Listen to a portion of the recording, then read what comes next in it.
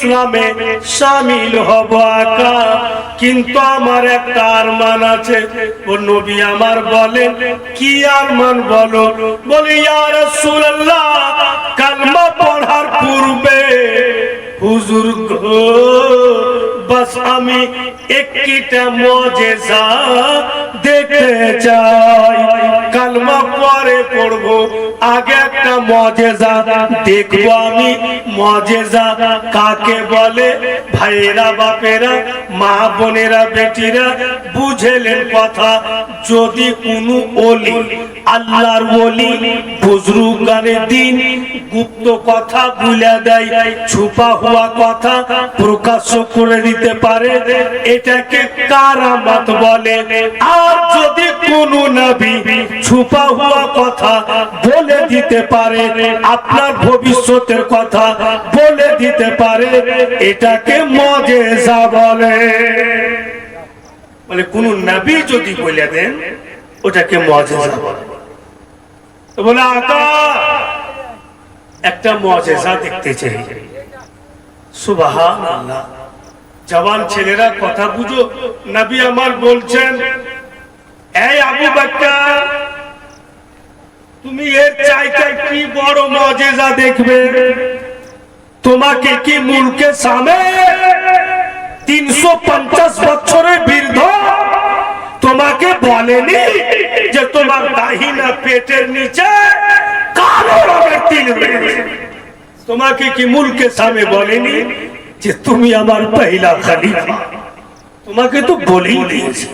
আচ্ছা বলো, যেই নবী মুলকে সামের কথা মক্কা নগর থেকে বলে দিতে পারছেন, উনি কি কানা পুকুরের কথা মদিনা থেকে বলতেন? যিনি মক্কা নগর থেকে মুলকে সামের জিনিসকে দেখতে পাচ্ছেন, উনি কি মদিনা তাইয়্যিবা থেকে পশ্চিমবঙ্গকে দেখতে পাচ্ছেন?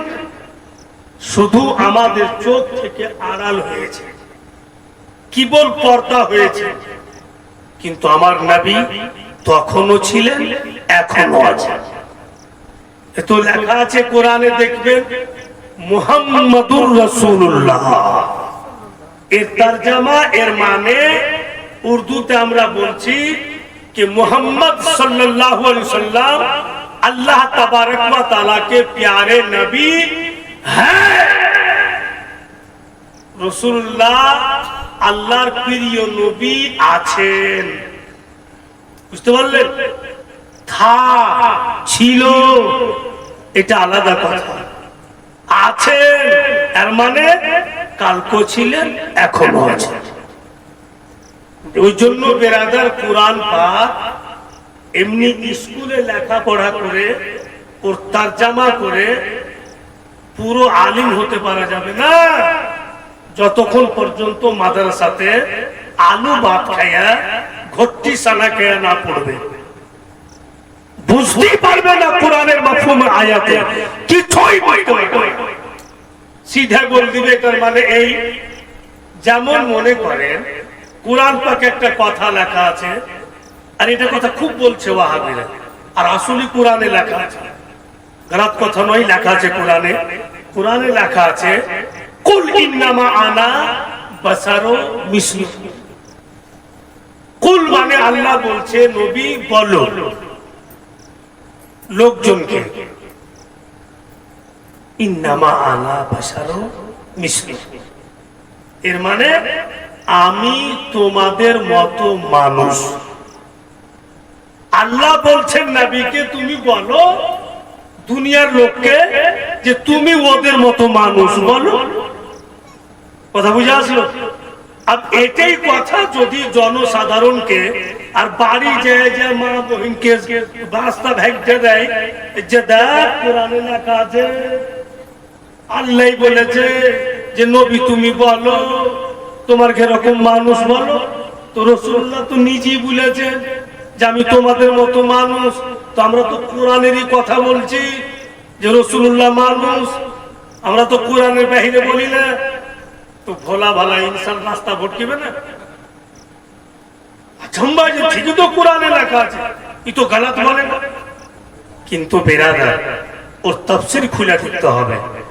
আয়াতের মাফহুম বুঝতে হবে। আল্লাহ বলছেন কে কুল, বলো, কিন্তু প্রশ্ন হবে এ আল্লাহ तू क्यों नहीं कहा कि नबी तू इंसान है? আল্লাহ কেন বললো না যে নবী তুমি মানুষ? আল্লাহ বলছে নবী তুমি বলো। কথা বুঝা যাচ্ছে?